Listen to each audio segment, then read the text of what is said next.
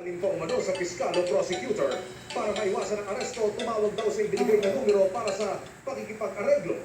Paliwanag ng PNP bukod sa mali-mali ang grammar, kapansin-pansin din sa scam messages ang hindi accurate na mga impormasyong nakasaad.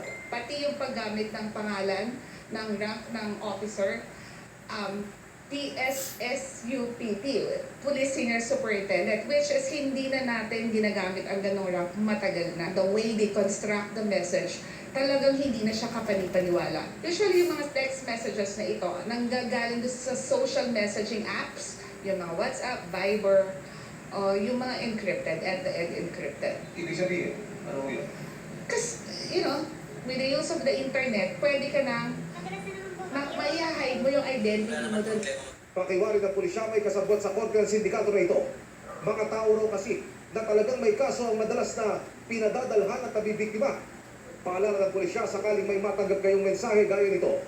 Ignore nyo or pinakaunang gawin kung talagang may fear kayo na pwedeng nga may kaso kayo, puntahan nyo po yung court. Yan ang dapat nating ipaalala sa publiko.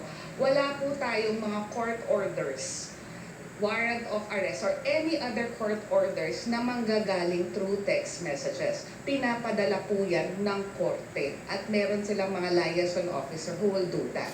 Para sa GMA Integrated News, Emil Suman.